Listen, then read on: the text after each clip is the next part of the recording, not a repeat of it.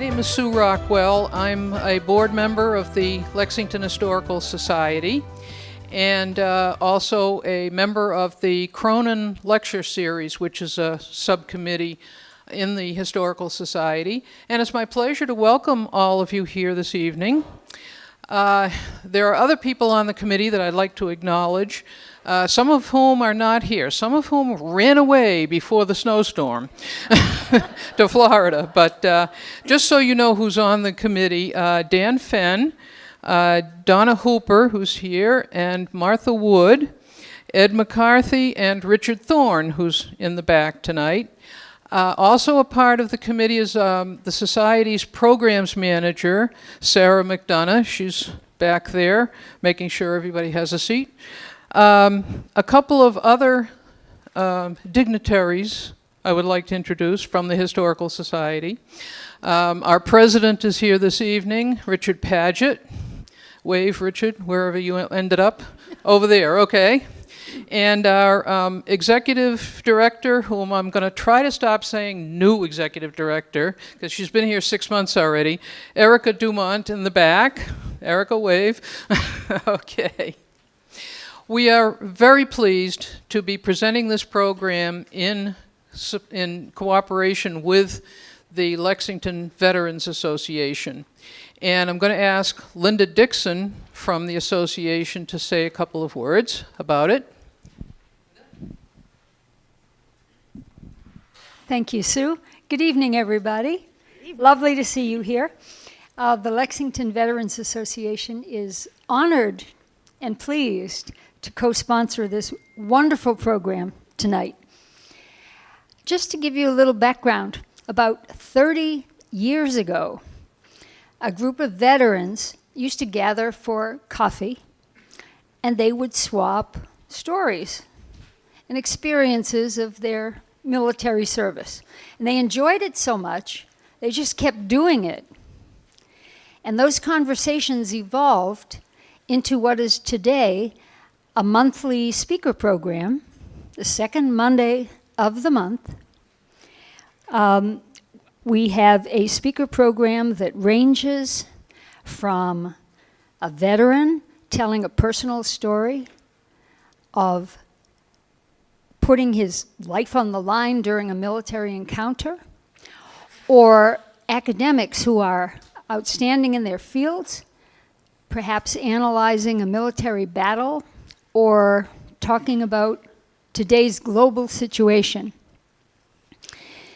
So that satisfies one of the goals of the Lexington Veterans Association, which is to create a forum to bring together veterans and the general community in fellowship, because we always have coffee and refreshments and conversation, where we can be inspired and educated and informed by our speakers. But we have another important goal, and that is to preserve our oral history. And we do that through our partnership with LexMedia. And we have a wonderful representative here. Our producer, Ed LaTurco, is behind the camera. And he's at every meeting.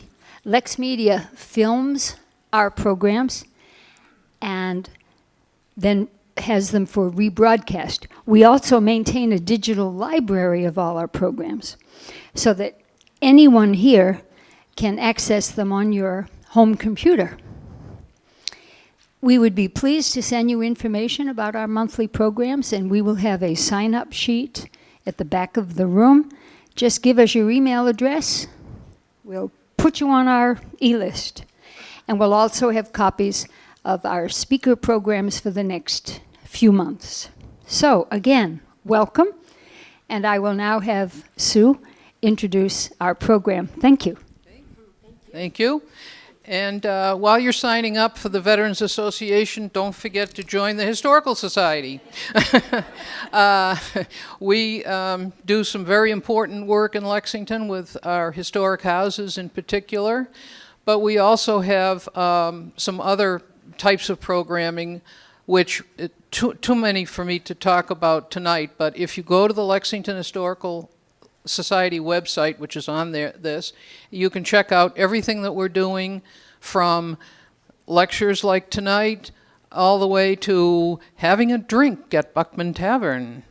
So we have all kinds of things going on. So now we are very pleased to present this evening the Just Peace Players.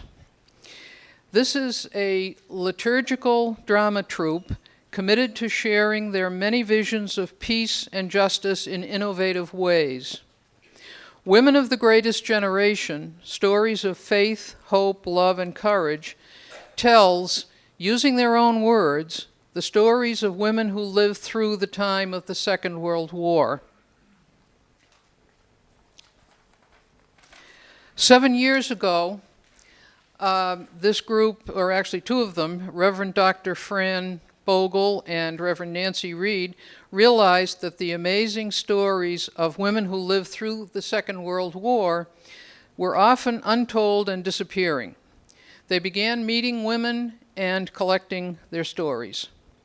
Their project was created to record and share the stories of women who lived through this critical time in the history of the world, and help people today discover their own resources of faith, hope, love, and courage. They have interviewed over 75 women from Maine to Michigan, and they've created 3 anthologies so far, and actually they're working on a 4th. So, I'd like to introduce them this evening. The Reverend Nancy Reed is a hospital chaplain and member of Hancock United Church of Christ, right here in Lexington. Reverend Dr. Fran Bogle is a community chaplain and coordinator of the Players, and rabbinic pastor Mattia Angelo is a hospice chaplain and spiritual director. And also with them, supporting them this evening, is Martha Crawford, who's in the back, manning the resources table this evening. So any questions you have later, Martha can help you with as well. We're also pleased to have this evening one of our favorite people, Rosemarie Cerumen. She came to the United States from Munich, Germany, and became quickly a valued member of Hancock Church shortly after settling in Lexington with her husband Gerhard. Jerry, where'd you end up? Right here. Okay, good.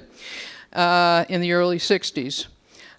She served many committees at Hancock and even served as its moderator, which is kind of like chairman of the board.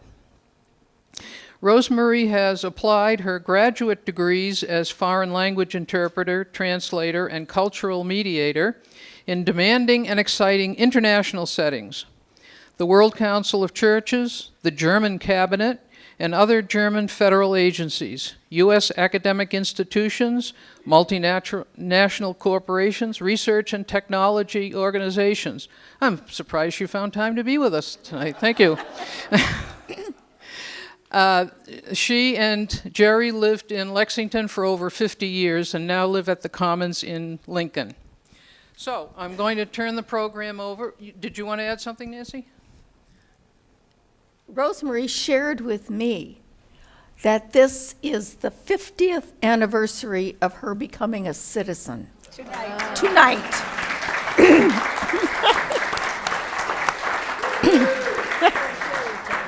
And Jerry did.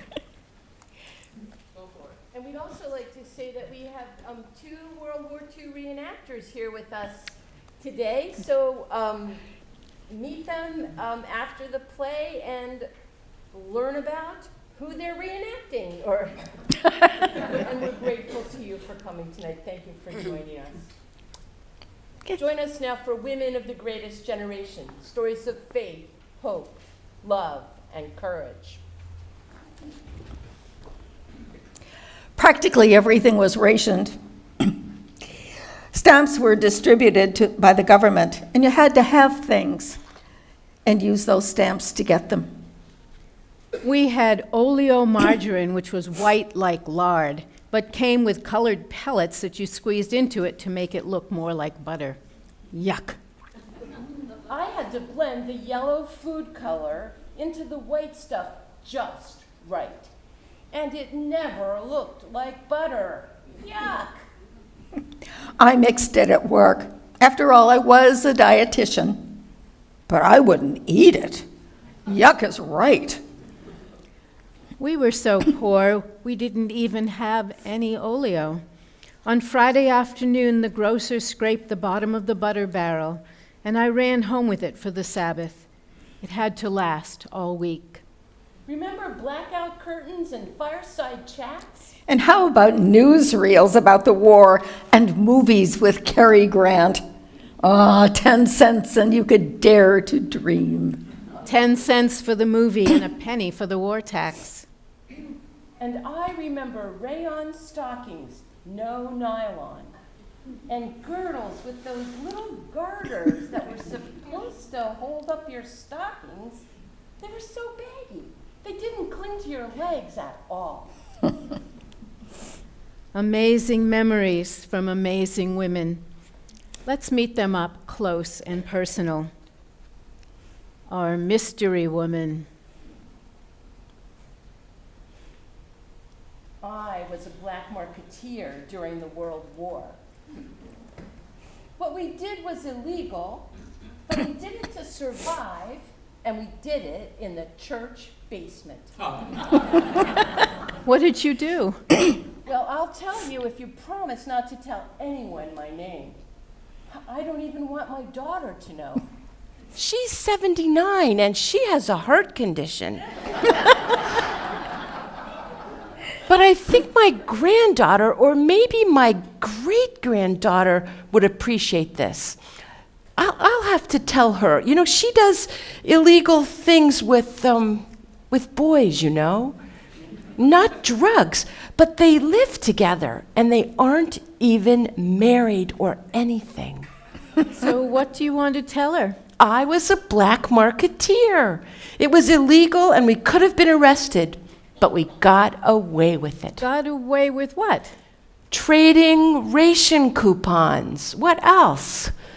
You had to have coupons because the government took everything away for the war.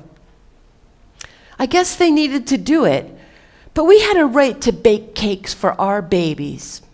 So you traded coupons with? Pay attention. We met in the church hall, in the basement, and when the pastor thought we were knitting, we traded ration coupons for eggs and meat and milk and gasoline and flour, and that way I could bake a birthday cake for my children, and you could go someplace you really needed to go. It was illegal, but we had to do it to survive and have a good life, or at least a little bit of the life like we used to have. I really missed my old life. This was one way we could work together and give our children something special. She refused to have her picture taken, and I promised to identify her only by a code name. Call me Madam X. Here is Marguerite Swain from Arlington, Massachusetts. It was June of 1942, the end of my third year in college, when I walked into the factory of Cleveland Graphite Bronze to take a job as a chemist. As the war was intensifying, they were losing men chemists to the draft. And they thought that, just for the summer, they would give a woman a try. I was the first girl Willie Dupree ever had in his lab. He was definitely agitated, especially about a girl from Vassar coming in. He directed my work, and for my further edification, frequently dished out a favorite lewd tale or a bawdy ditty, plus a few mild practical jokes. I instinctively knew that keeping my temper was the way to go. But I was whipped when Willie's boss wanted me to look feminine.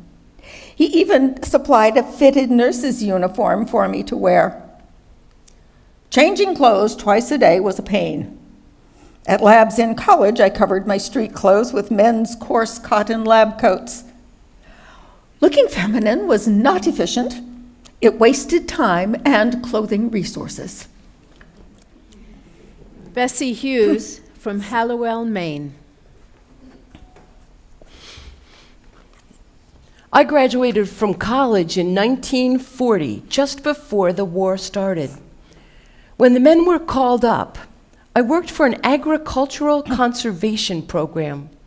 I used a little machine called a planometer to measure aerial photographs of potato and tobacco fields and calculate the yield and health of the crops.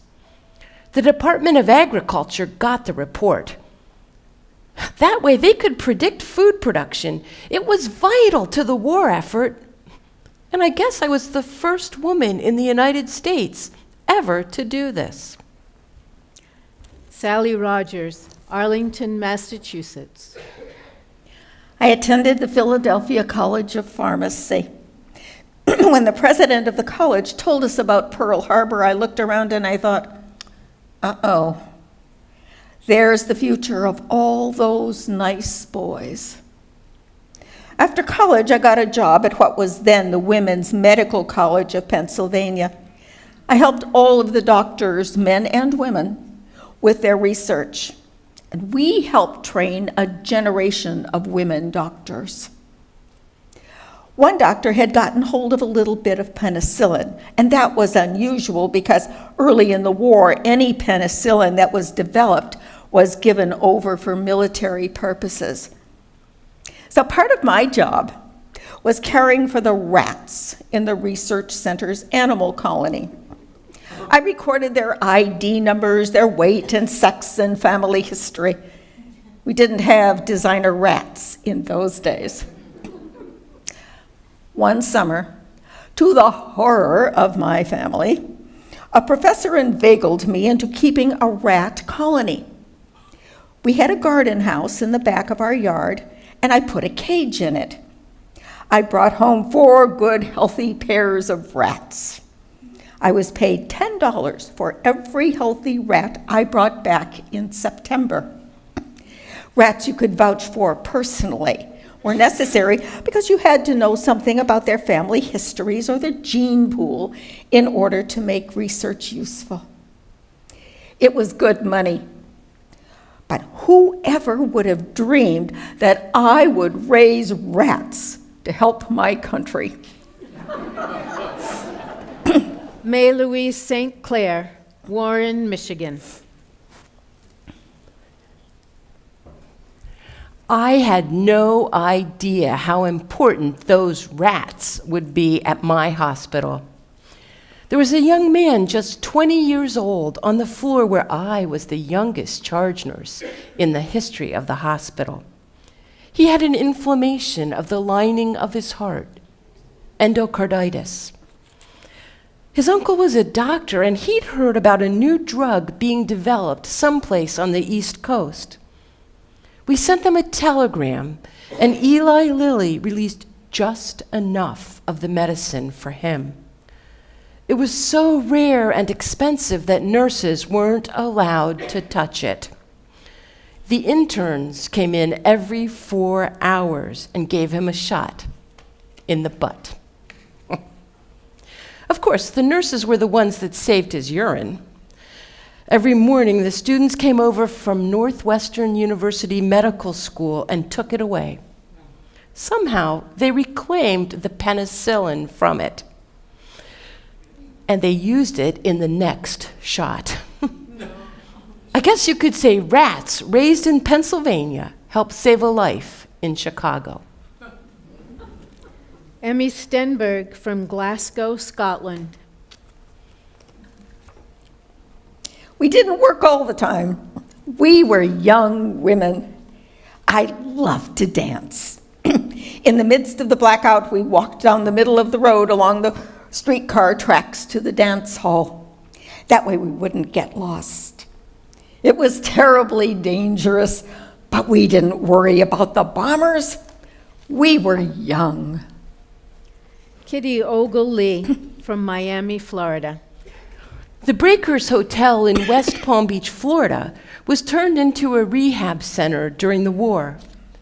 They had a ballroom, and I danced with the wounded soldiers returning from North Africa. The music was wonderful, and I met movie stars, too. Pat Bly from Billerica, Massachusetts. I was studying to be a Navy nurse. Whenever we had time off and a gas coupon, we'd drive to Canopy Lake and dance till we dropped. Josephine Black, Boston, Massachusetts. I was a little older, and I realized that our church's chapel on Newbury Street in Boston could be used for dances and dinners. We could invite the soldiers, sailors, and Marines in for an evening of good, clean fun and great food. The church elders, all men, didn't want to organize it, so I recruited church women to help.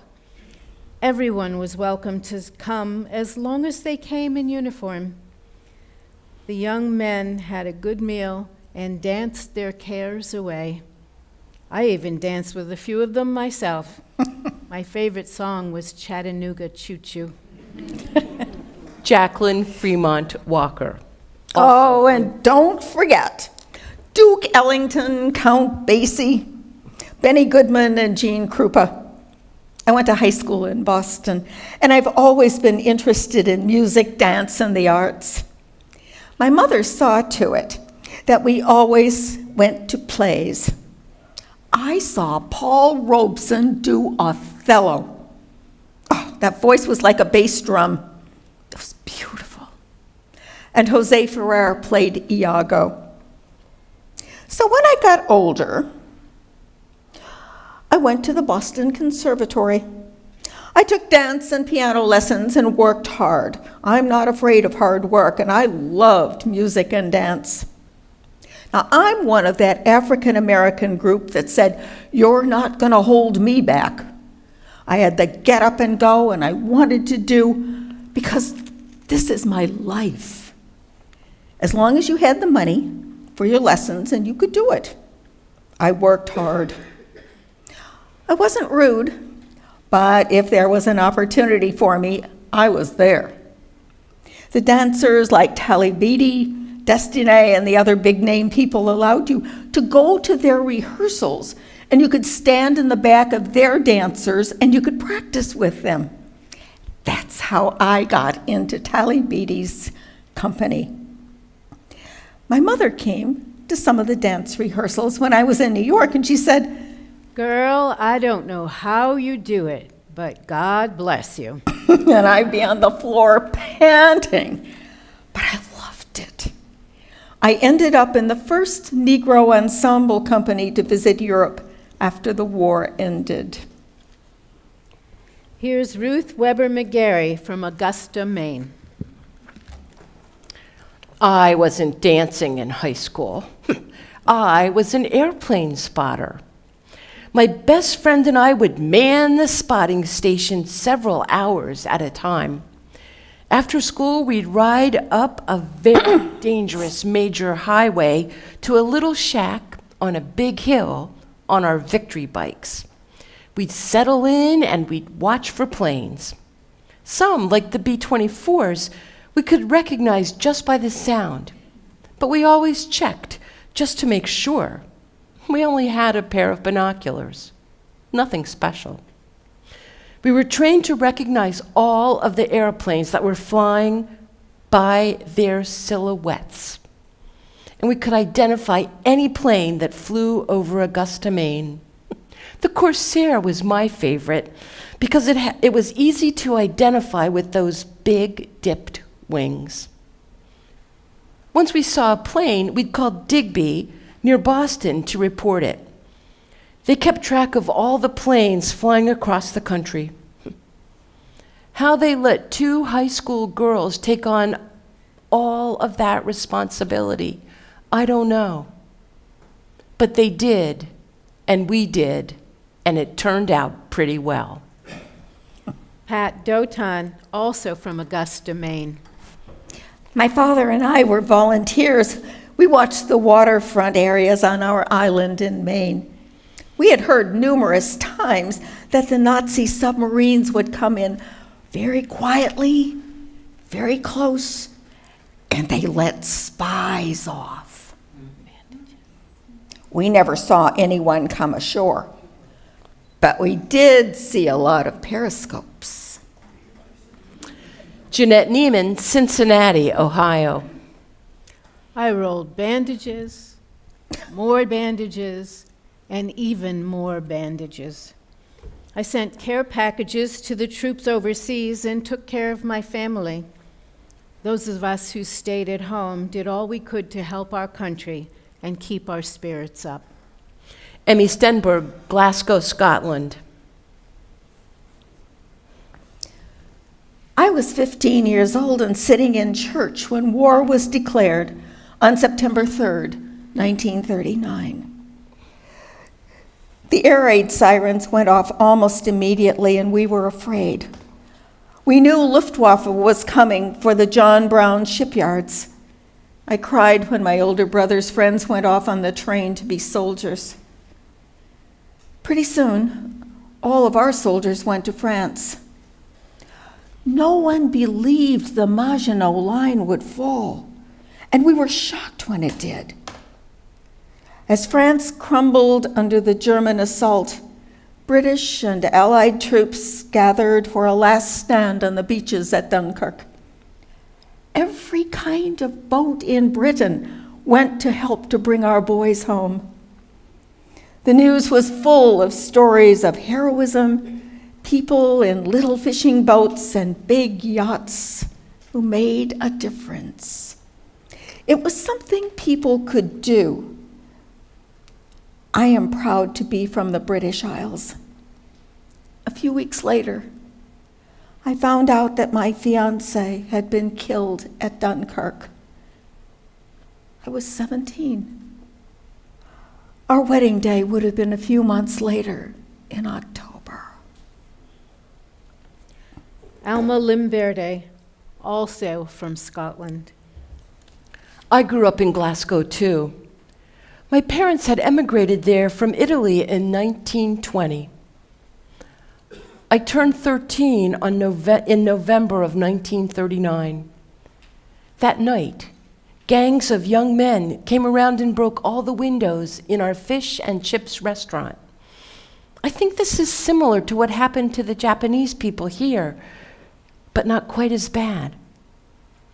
The police came later that night and took my father, Amedeo Poli, to prison. He had nothing to do with the war. He had nothing to do with politics. He just ran the fish and chips restaurant. A few hours later, they came back and took my brother Albert away. He was only 17 and studying at the university to become a doctor. They took most of the Italian men in the city away that night. That left just me and my mother in the house. We didn't know what to think. We found out that they were going to be sent to prison camp by ship. Would you believe this? One ship was going to Newfoundland, and one ship was going to the Isle of Man. My brother went to go on the ship with my father to go to Newfoundland, and the officer said, Stop. There's no more room on that ship. You can't go. You have to go on the other ship. But my brother said, I want to be with my father. You can't. You have to go back. He did. What else could he do? It was lucky for him because my father was on the Arandora Star. It was torpedoed by the Germans. 850 people drowned. 7 survived. My father was only 42 years old when he died. When the heavy bombing started, my mother sent me out of the city to my godparents. I didn't want to go, but she sent me anyway. I was there for 3 weeks and was making myself sick with worry. I could hear the German bombers flying over every night to Glasgow. I told my mother, if you die, I want to die too. I don't want to be left alone. That was the thing. You didn't want to be by yourself. So I went back to the city. One night, a couple of young men in the restaurant said, There's a parachute coming down with a man on it. They ran out the door to capture him, I guess. Only it wasn't a man. It was a bomb, and they were killed. Oh yes, things like that happened. In my school pack were my books, my lunch, and a gas mask. You had to have a gas mask every time you left. It was terrible, but you had no choice. You had to go on. Cooking fats were rationed. We had to close the restaurant 4 days a week. Our business was less than a mile from the docks. When the American ships finally came over, they had all this fat, grease left over from cooking. The sailors came in one night and said to my mother, Would you be interested in buying our fat? and my mother said, Of course, definitely. we were able to get a lot of cheap fat from them. Oh. A Scottish business run by Italians was saved by American fat. Seiki Allen, Tokyo, Japan.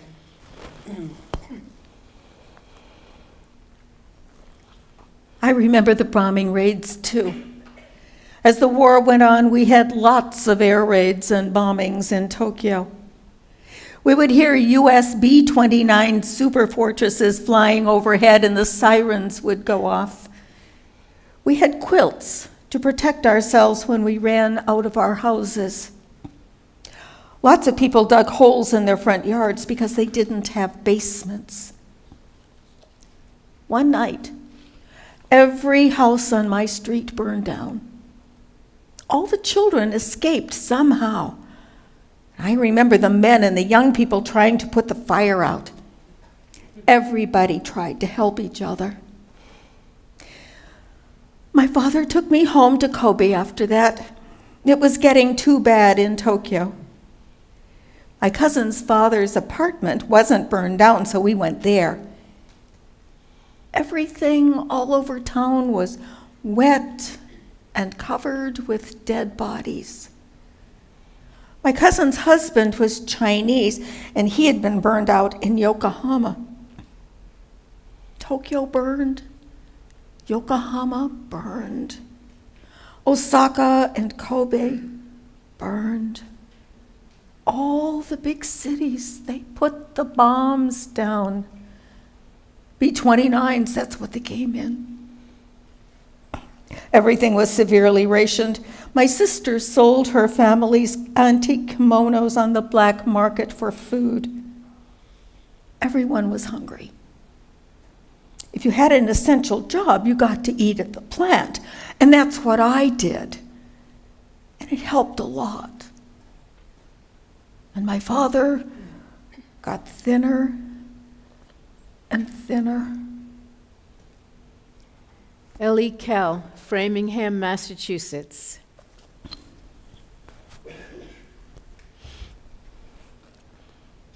When Pearl Harbor was bombed, I had just started first grade. We lived down the street from the Blocksons' pig farm. Before the war, they had the best blueberry patch around. The farm became the South Weymouth Naval Air Station. No trespassing signs were everywhere. And they had a big fence with gates in it. But one of the gates had a hole in it, and we could go in. We used to sneak in and pick blueberries. One day, the MPs caught us. They confiscated our blueberries, took us home in a Jeep, and told our parents that we weren't supposed to ever go to the base again. We didn't get into too much trouble. The worst thing was they kept the blueberries. My friends and I used to sit on my front porch steps and wave to the sailors and the airmen as they walked by, going to the movies. Often they would stop in and say they had a sister like us back in Iowa or Chicago or someplace like that that we had never really heard of. It was kind of neat. I felt very important that they wanted to talk to us. I thought they were old. but they couldn't have been more than in their 20s. And they were flying planes and blimps. It wasn't always fun, though. I was afraid to go to the beach because I thought the German subs might land and they would kidnap us. Rosemarie Cerumen, Munich, Germany. In 1938, I was in first grade. One night, I went to the bathroom and found several people in it. My mother was there, comforting our neighbor from the apartment next door. Her name was Mrs. M. She was a woman about the age of my mom, in her mid-30s. Mrs. M was sitting on the closed toilet seat, completely dissolved in tears and sobbing. Mom was kneeling in front of the bathtub and bathing her 2 little boys. They were a little younger than I. It was a very odd picture at this hour, and they were stunned to see me.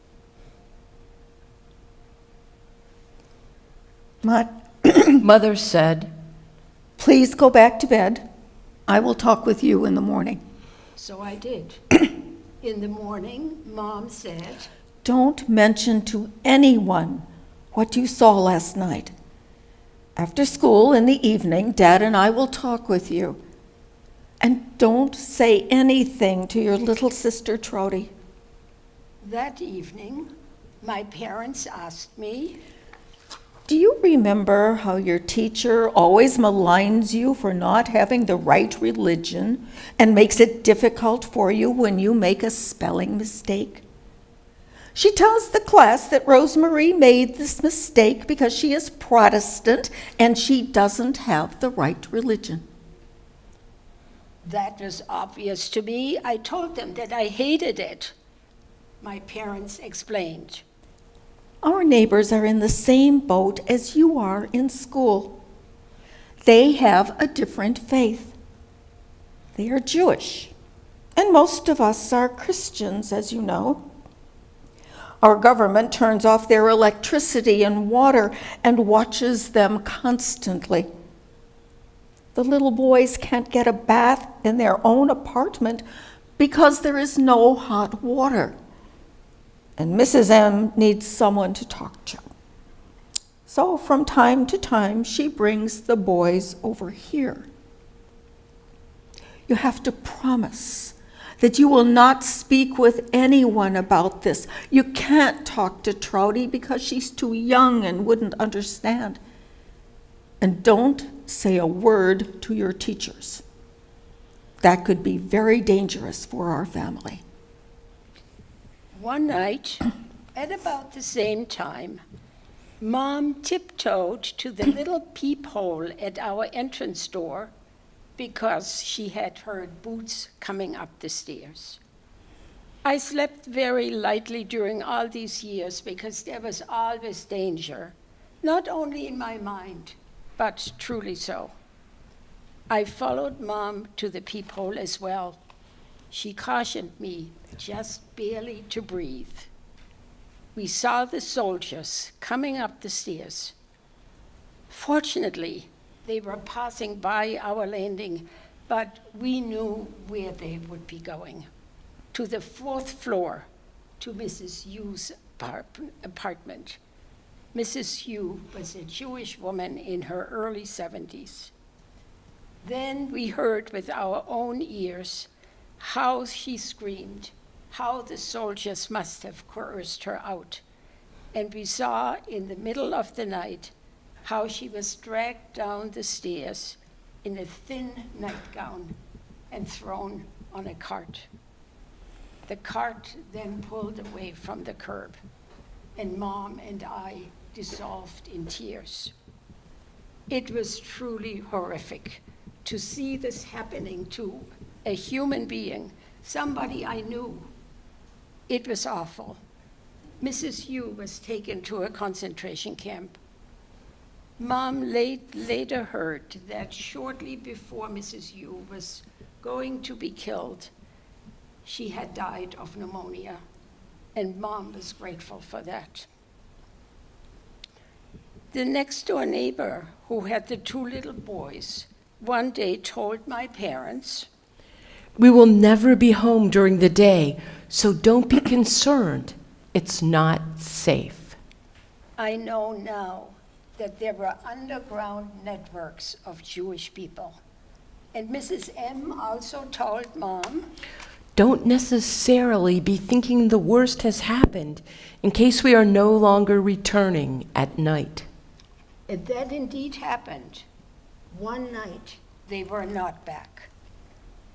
My parents told me that I need not assume that the family had been picked up. It might be that they had been able to get out. My mother never wanted to find out what happened later when there was a possibility of making these inquiries because she could not bear to hear bad news. She wanted to hang on to the hope that the family had been able to disappear.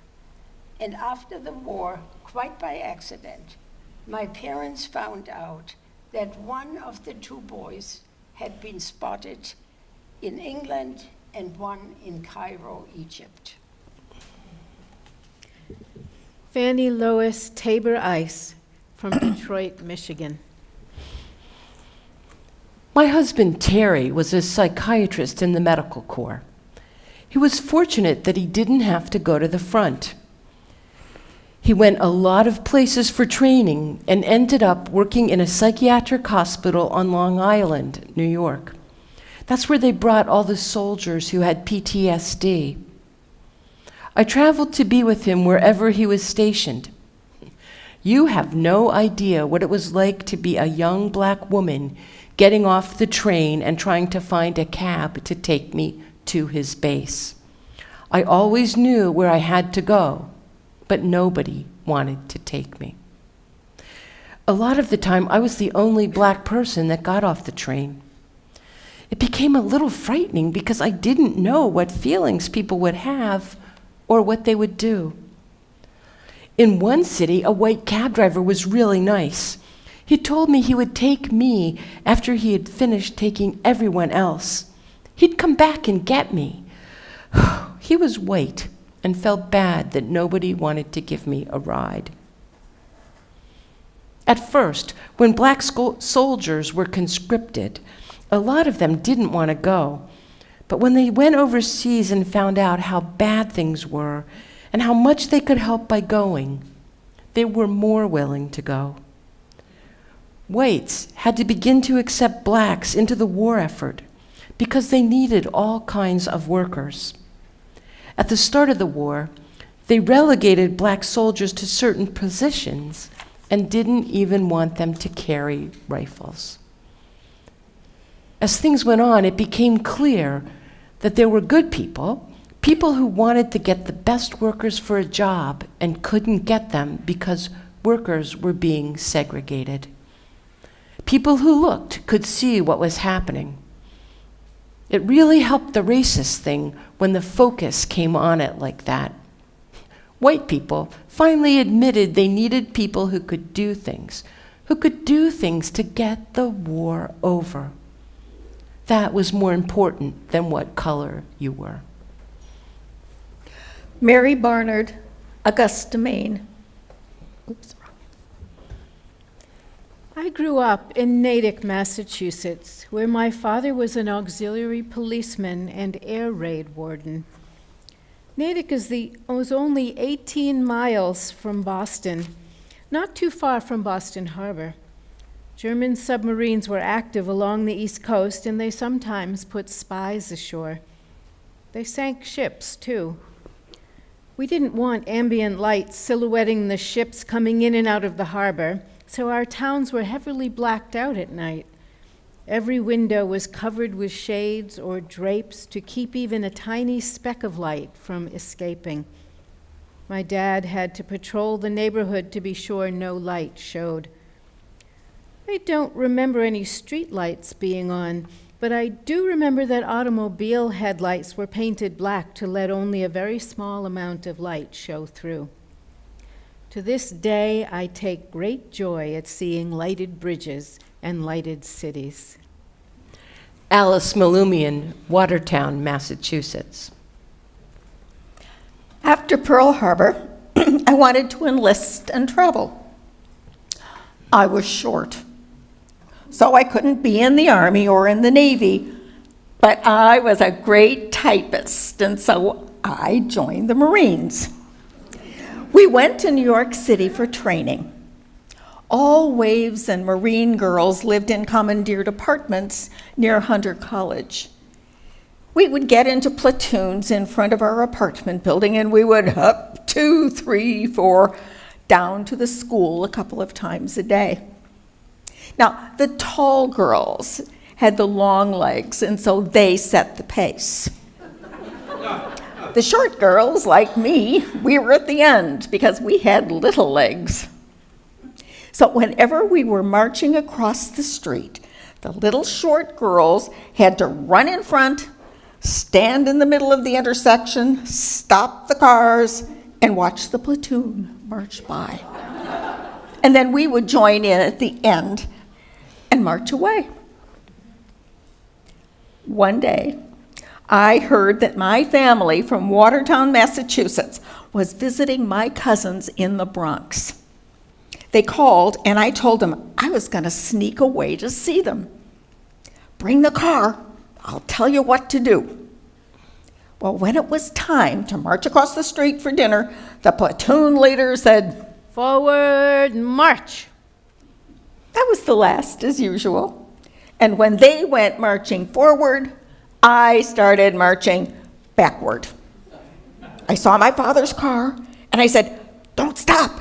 Keep going. Okay, open the door. And I jumped in.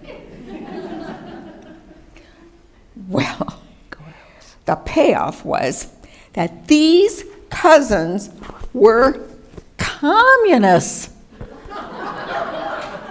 There was this gigantic picture of Stalin in the living room. If I had ever been caught in that house, that would have been the end of my being a Marine. We had a great time, and I ran into the barracks just before a curfew. I went on to be a typist at the Marine Corps headquarters in Washington, D.C.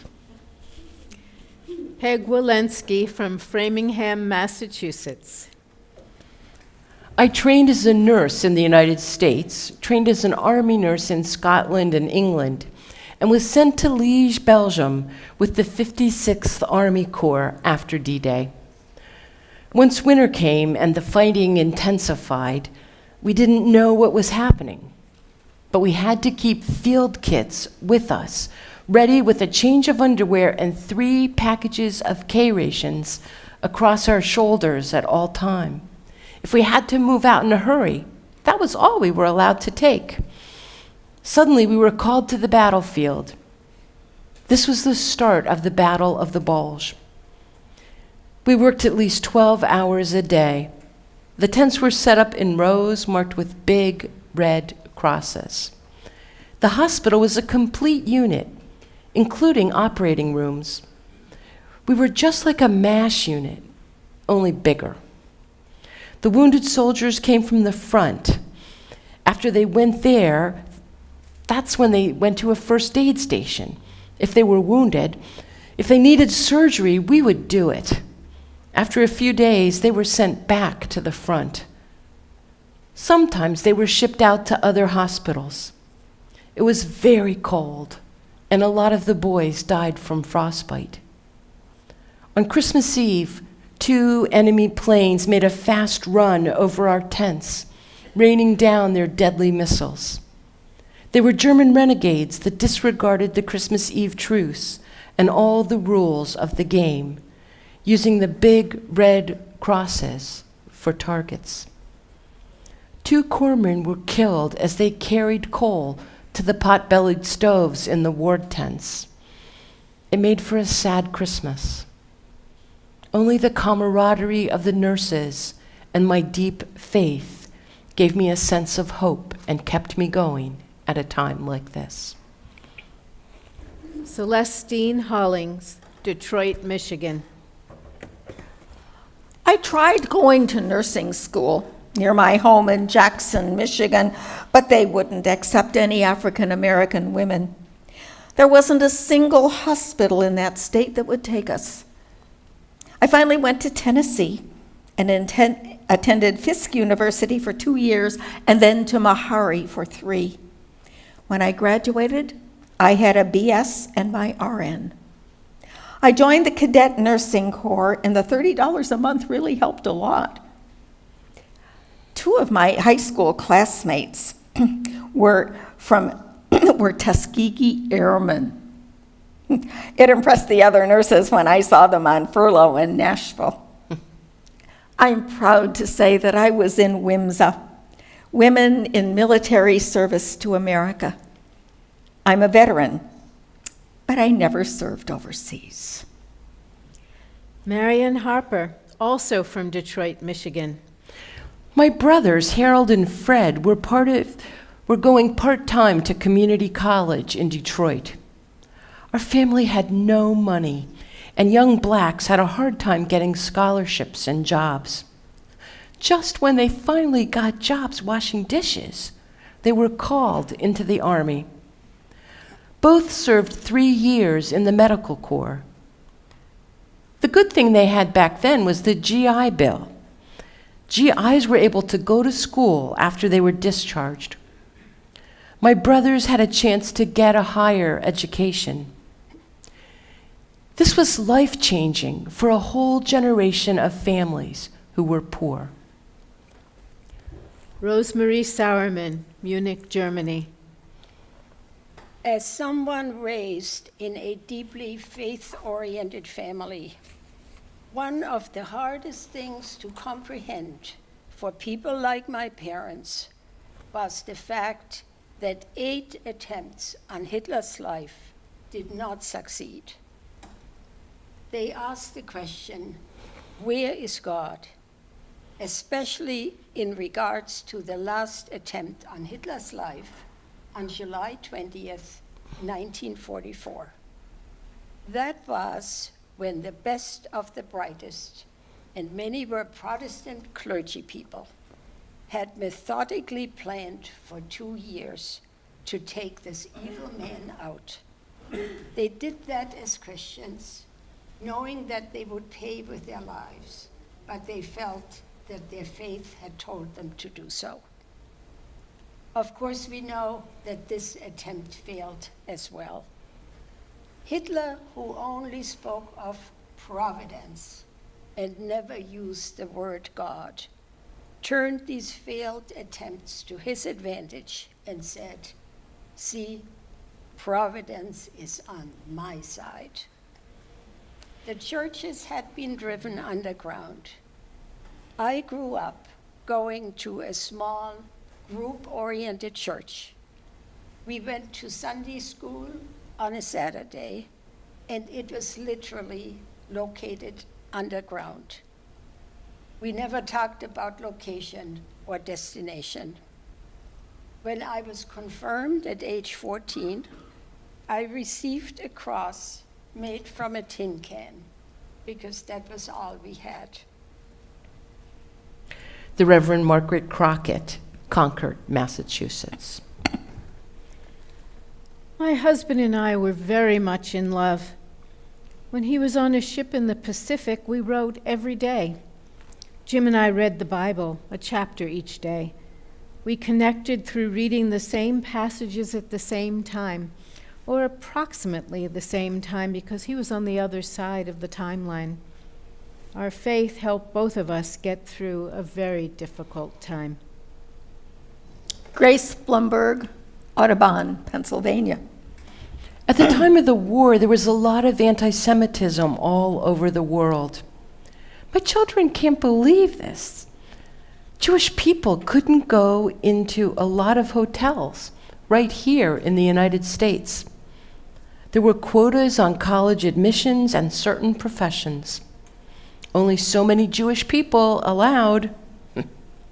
There were also areas where Jews couldn't live and where we couldn't join country clubs. Now, I'm proud to say I belong to a synagogue. We don't have to hide our faith anymore. After 6 years of fighting and hardship, World War II ended in 1945. Ruby Cole, Detroit, Michigan. We were all out in the streets in Detroit yelling and screaming when the war ended, and they were dropping toilet paper all over. Back then you couldn't buy toilet paper, so this was a really big deal. Seiki Allen, Japan. Everything was gone. My church was gone. My home was gone. It was a very, very sad time. On August 6th and 9th, the U.S. dropped the atomic bombs on Hiroshima and Nagasaki. August 15, 1945, they stopped the war. Marie Lundgren, Washington, D.C. We went to church, we pulled the rope and rang the bell. The minister wasn't there, so we did it ourselves. Ilona Konkali, Hungary. My husband was an officer in the Hungarian version of the Wehrmacht. His unit was sent to defend Germany from the Russians. Wives and families were sent to Germany after them. Conditions were horrible. We starved because the Americans and British had bombed Germany to dust. We only got enough food after the British took over. The end of the war meant food. Rosemarie Cerumen, Germany. On May 8, 1945, I was 12. My parents told me that the war was over. I responded that I didn't know what that meant and how life would be different. I had known nothing else since I was 6. Dorothy Burt, Maine. I had stayed after school for a softball game. Then we heard the news, and we screamed, and we threw our arms in the air, and we ran home laughing. Emmie Stenberg, Scotland. I crossed the Atlantic with 500 other war brides on the USS Jarrett M. Huddleston and landed in New York City on May 3rd, 1946. It was like a movie going down that gangplank. And Lenny and I were kissing so much in the back seat of that cab that we almost missed seeing the Empire State Building.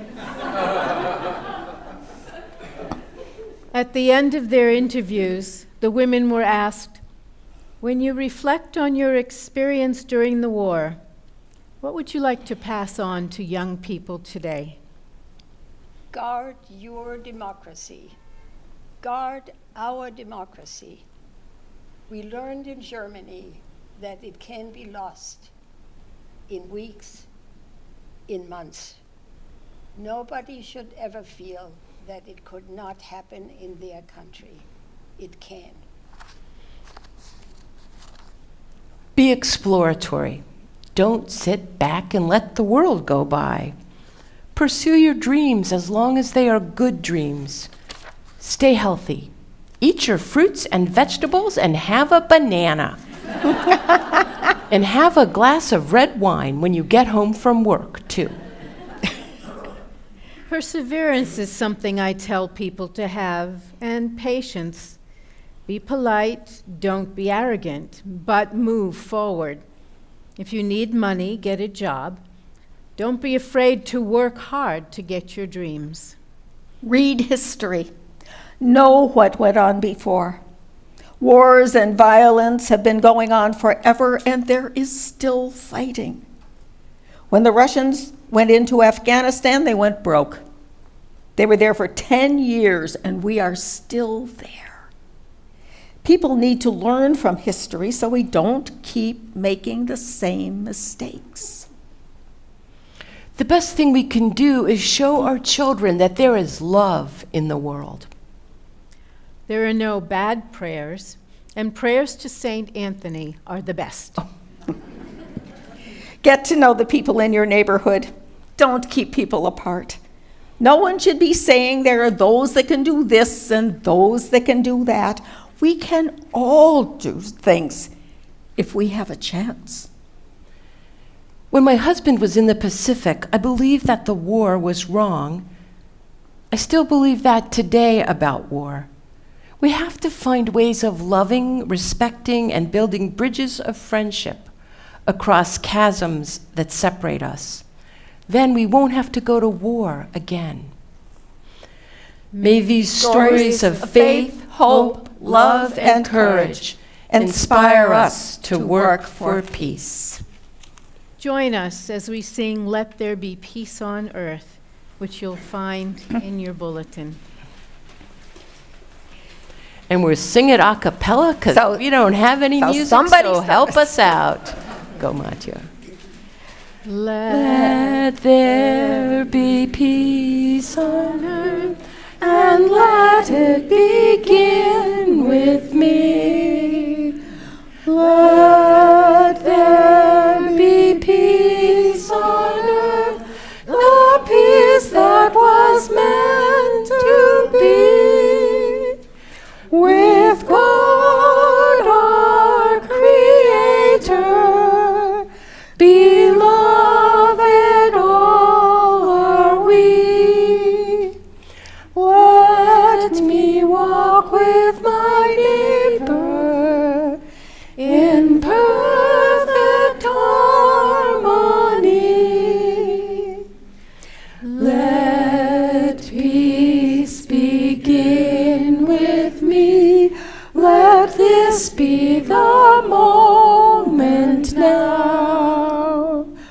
With every step I take, let this be my solemn vow. To take each moment and live each moment with peace eternally.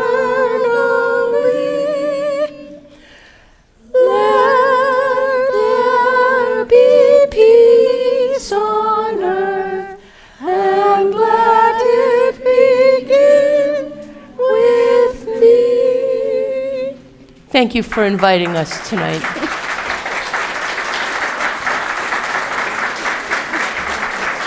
Rosemarie, Yay, girl. come on.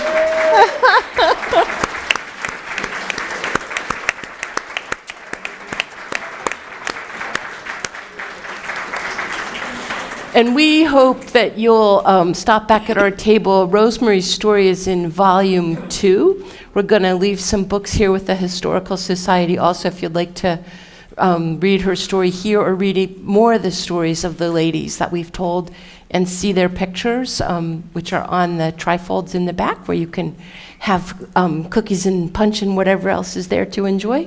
And we're happy to stay for a talk-back time if you'd like to do that with us. Sue, Okay. Is there anyone, we do have a few moments, if you'd like to share anything now or would like to ask any questions of our guests today? We should say, if you know someone or if you would like to be interviewed for Volume 5, Martha has a sign-up sheet back at the table. And you can give her your contact information and we'll get a hold of you. Terrific. Okay, well, thank you so much for coming. You. And on behalf of the Lexington Historical Society and the Lexington Veterans Administration, please accept this as a donation to help support your good work. Thank you very much. Thank you all for coming.